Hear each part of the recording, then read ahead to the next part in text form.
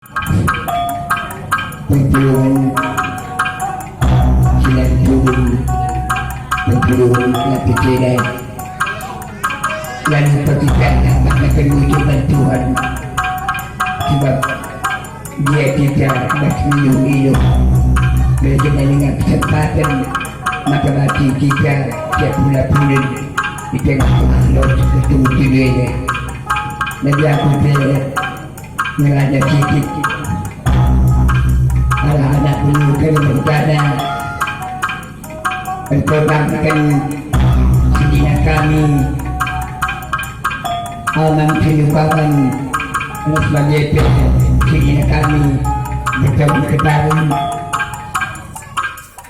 adalah kehidupan kami mau penangannya bertemu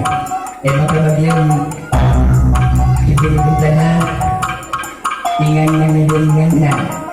nanti dekat juga cocok yang dah menghati kepelah kami jadi aku berasiki ibarat pelaut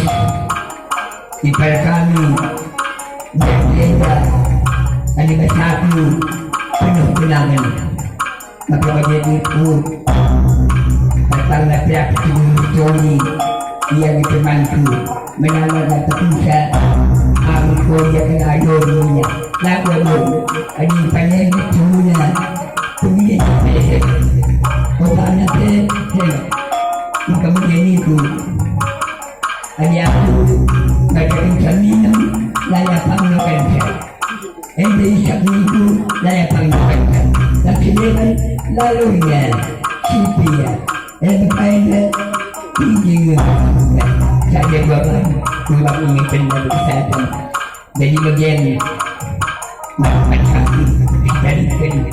janjinya istilah sebagai pelendra dan melala maka menjadi kenyu akan muda buat kami saya terina tidak kenyu makanan tadi ada kampung perubahan juga jadi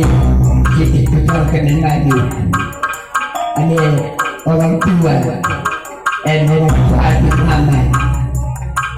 dia lalu kami dia lagi tetap lagi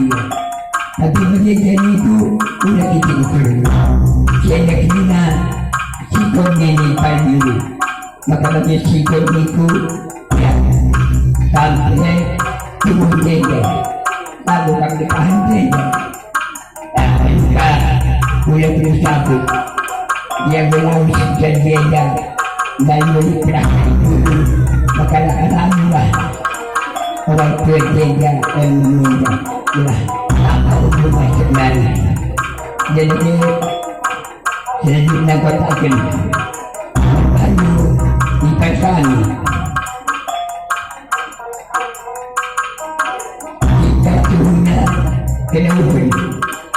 aku maka kota membaju inilah dari kekurangan ibadah orang tua jadi aku ingin kata kami bukan baik sekali-kalinya kamu bukan kejadian kami dan ada aku wajib pokok aku jadi alat jadi aku bela kata bela di bagian kita membagi punya jadi nanti kita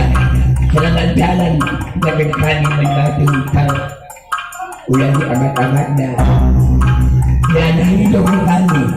ini dah tidurkan baik dari dulu pada posisi kami makanan masing-masing bahkan hidup tidak menjadilah kini lagi seperti katanya beda ada tambahan wujud ya apa sekarang magana apa yang sudah kembang kalau bergana itu kan ya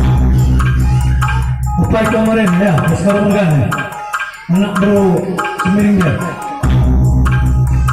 Wah, ya, sepertinya